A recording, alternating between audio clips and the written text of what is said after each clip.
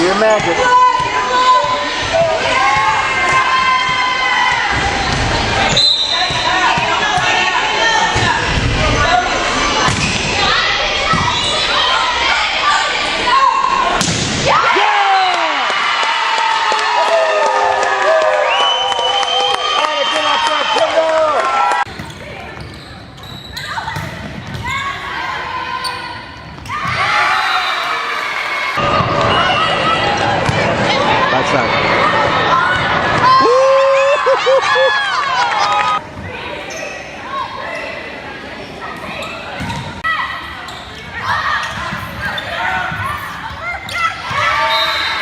You know, it's somewhat common sometimes where you get players from the same club team that come to the same school. Like when I was at Baylor, we had 4 or 5, maybe even more girls that played at Dallas Skyline on the team, but they were from different high schools. And so you get some of that. It is really rare that you get 2 players that have played and been at the same school for 8 years in a row. And so when you have that, number one, they know how to communicate. They're not on the court a lot together, but they know how to communicate. But that also splits to off the court too, where if something's bugging Kendall, Lex can go, I've seen this before, here's how to make things work. Or if something's bugging Lex, Kendall can go, this, I know what's going on, let me handle it. And so having those 2 together, it gives us some good chemistry, and that spreads to the rest of the team. I remember meeting her at tryouts.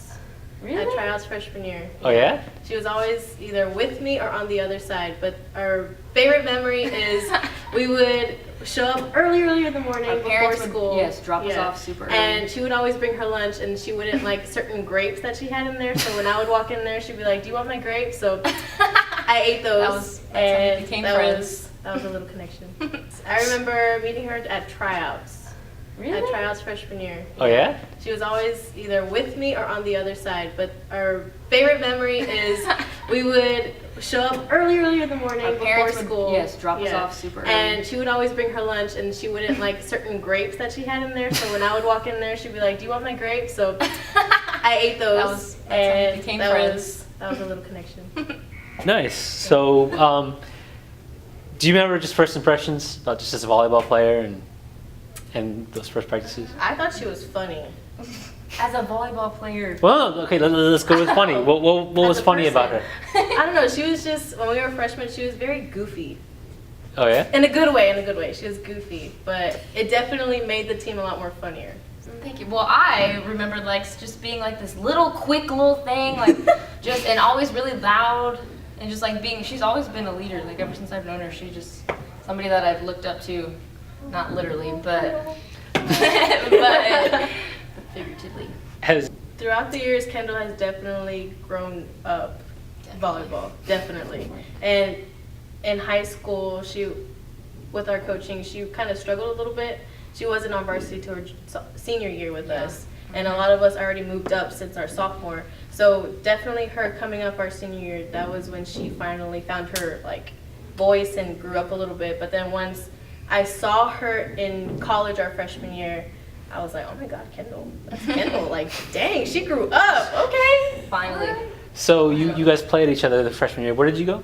A&M Kingsville. A&M Kingsville. You guys played each other Yes. freshman year. What was that like playing each other after The first time Bitter for me because we lost. Yeah, the first time we beat them, so I was like, and she was like, oh my God, how is it? So it was kind of just like a catching up thing. And then the second time we came here, and we went to 5 and they beat us.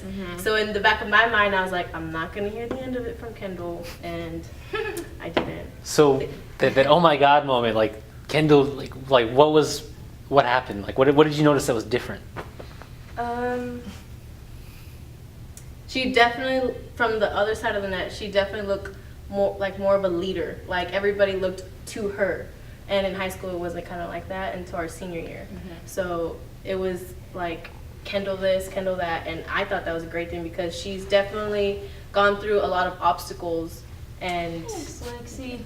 And she's definitely gone through a lot. So for her to go into college and finally be the one that they go to all the time, it was definitely like a good feeling because from knowing her since we were 14 and then seeing her grow up, it was like a great feeling. Yeah.